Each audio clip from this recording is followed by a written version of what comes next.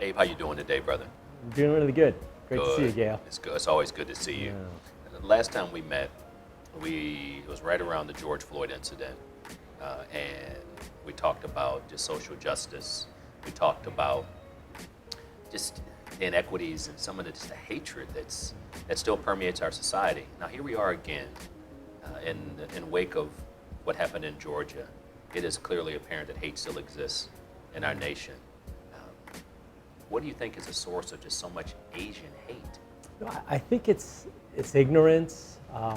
It's certainly we're living in very strange times. There's fear, and I actually think at the core it's hopelessness. And when people don't feel like the future's any better for them or their families, you're looking for people to blame and to scapegoat. And particularly, in this time, people that look differently than you. And during the time of COVID,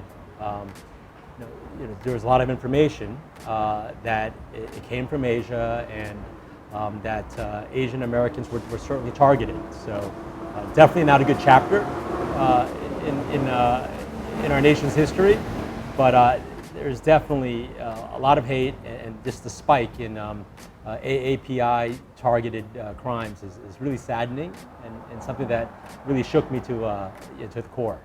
And for you to take time out to just talk with me today, take time out to just reinforce what we already have, which is mutual trust and respect. That's what this is really all about. Yeah. We need more of that, in society. And so on this beautiful day in Coral Gables, I still think about something you shared with me about an incident that you experienced. Yeah. And when terms like China virus are used by some, what impact does that have on you and others? Yeah. So I think it's a range of emotions, right? So when it happened to me actually up the street here, right in downtown Coral Gables, at first there's like, you can't believe it's happening, and when somebody's calling racial slurs at you, you're frightened, kind of for physical safety. But then after it happens, you're kind of upset that it happened, and how dare they?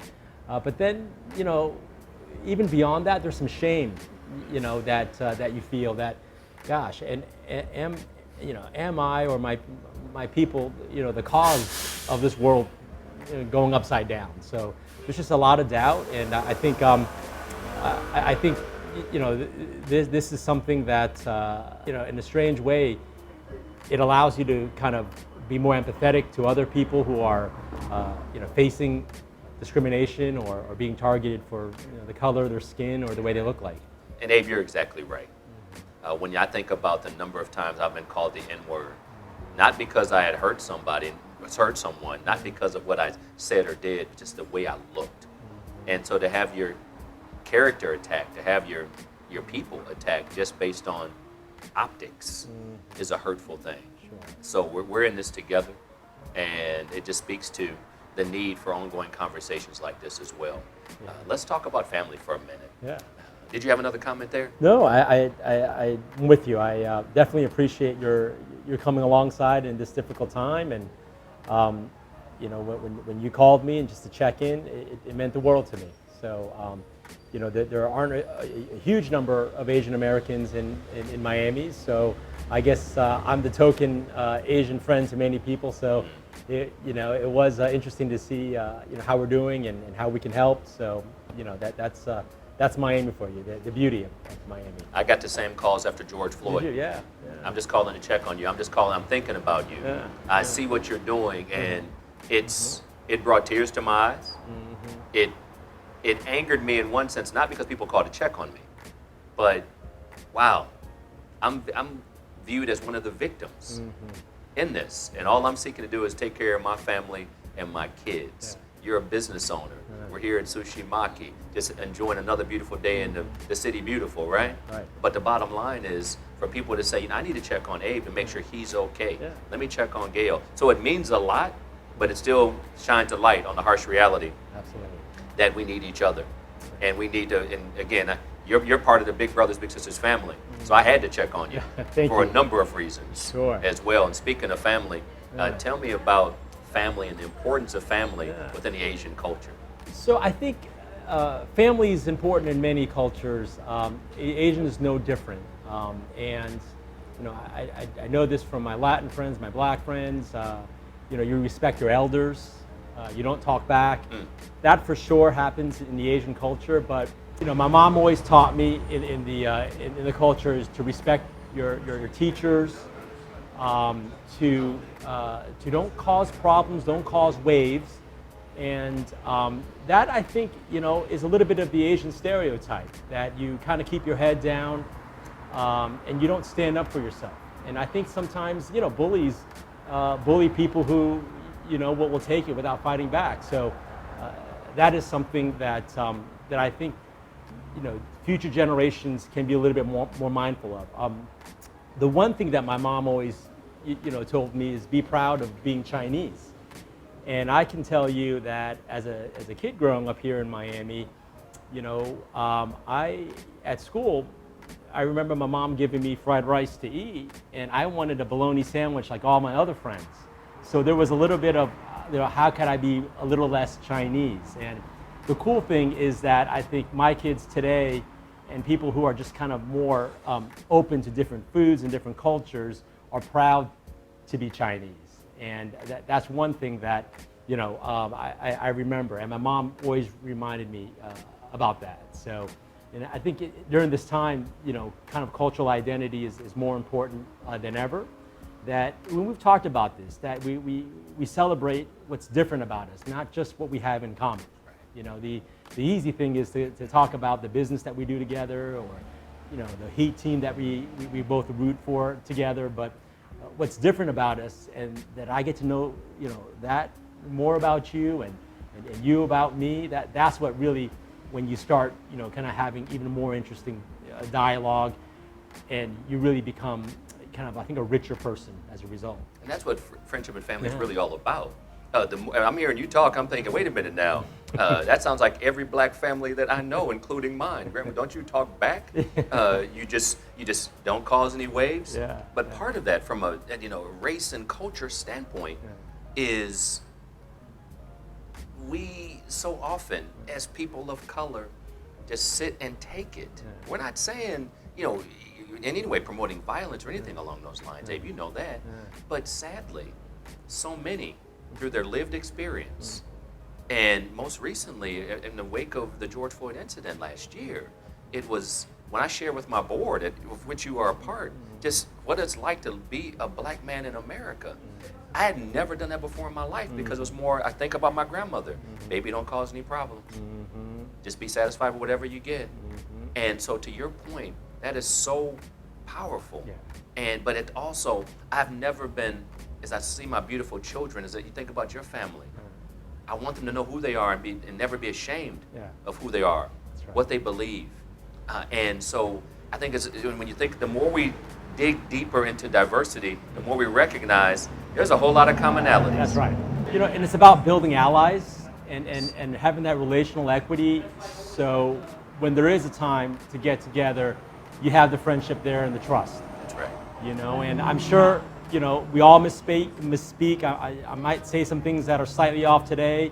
And if somebody kind of questions about it, you can say, Abe is a good guy. And unless you have that relationship, and I think, so being in the positions that we're in, we're always so scripted and so afraid of saying the wrong things that we don't say enough. But I think what this has taught me is that to be a little bit more bold and to use our mutual platforms to kind of speak, our truths and hopefully, younger ones of us can want to aspire to be that CEO or that president. And that's what kind of drives me in this season right now. Two CEOs sitting together at a table, enjoying some bubble tea. That's right. Two husbands sitting at the table, enjoying some bubble tea. Did I say bubble tea again? Bubble tea, yeah. Two fathers. And so at the end of the day, it's not a matter, let me go see my Asian friend, let me go see my black friend, let me go see my friend, because it's rooted and grounded in humanity. So to that point, during trying times like this, what can we teach our children about the power of relationships and diversity? Yeah. So with my children, one of the things that we've tried to do is have a diverse group of friends that we do life with, that that they can realize that it's not only is it good, it's actually great to have friends of different backgrounds, and you learn so much more, and it makes kind of the journey so much more exciting. So that's one thing that I'm looking forward to even being more intentional about this as we go forward. And we think about our children, Abe, and how many kids do you have? I've got three. Yeah. 3 kids. What are the ages? 16, 14, and 12. So 22, 20, Okay. 18, Oh my and gosh. 14. Okay. And the baby girl, quote unquote, is 18. She's not the baby, but she might as well be. Sure. But embracing family, we talk all the time, in the business that I'm in, we always talk about what we can help our kids with, what we can teach our kids. But it's the other way, what our kids can teach us. And so let's just flip that question around. We talk about teaching our kids not what's been taught, but what gets caught. Right. But what can our kids teach us, Abe? Yeah, no, it's said that you learn through your children, and that is so true.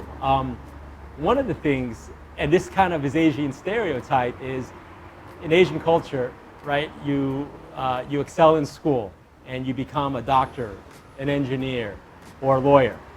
Now, excelling in school is not an option in any Asian household, and it's not one in ours.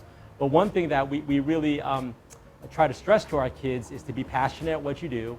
And I'm so proud that my kids are super passionate about the creative arts, whether it's writing or it's dancing or competitive athletics, like volleyball or dancing for my daughter, that they have a really diverse kind of experience that's not traditional Asian American, that they're excelling in these things. And so I think that's kind of neat. And I'm getting a chance to kind of go on this journey with them as they really are becoming excellent at their craft.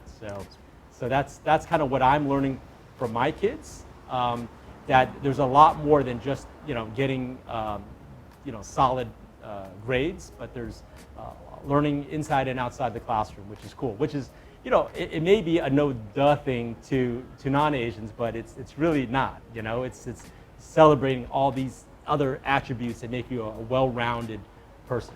That's excellent. Yeah. As an Asian business owner, husband, father, what is your message to anyone who's willing to listen?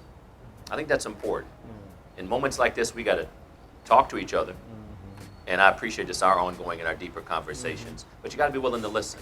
So what is your message to anyone who's willing to listen about stopping Asian hate? AAPI, hate. Yeah.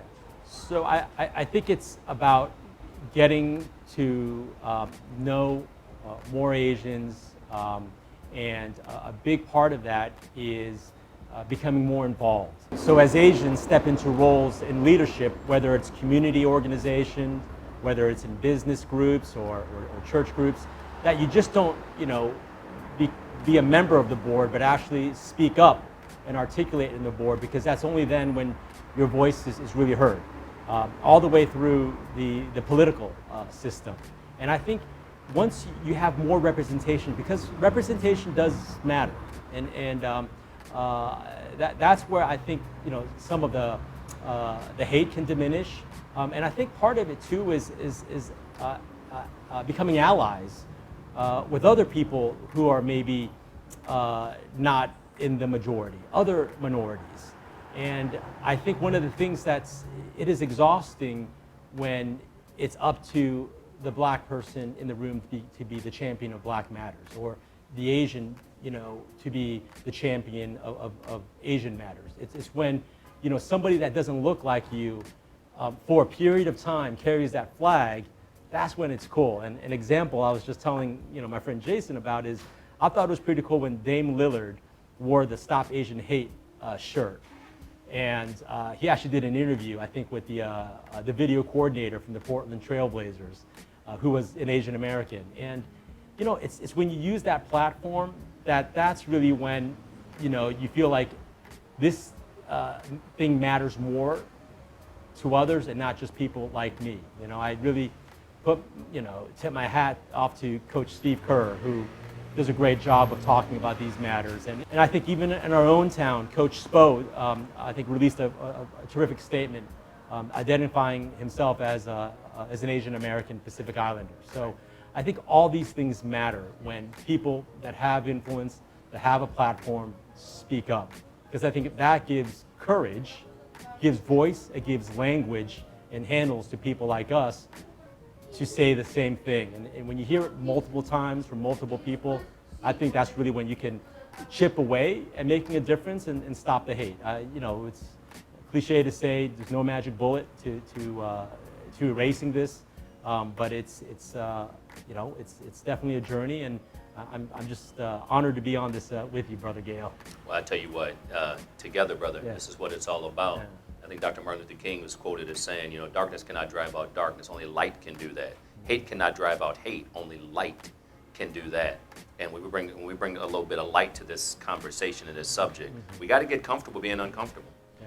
These are not, you know, again, we could be talking about a lot of different things, but here we are out of necessity, having a meaningful conversation to not only reinforce why family is so important, Sure. why trust and respect is so important. I appreciate having you on the board of Yeah. Big Brothers, Big Sisters. I appreciate what you're doing in the community with Sushi Maki Thank as well. So you got a friend in me, brother. Thank you. I appreciate it. So this is a tough conversation to have, and I appreciate you making the time and really encouraging us to have this conversation. I can talk about a dozen other topics, you know, a lot more openly and freely, but you know, I think this is one that's pretty important, and there's a reason why we're here today. So thank you. In the game of life, everybody makes Yeah. a team, but how you play Yeah. is up to you. Thanks. Thank you, brother.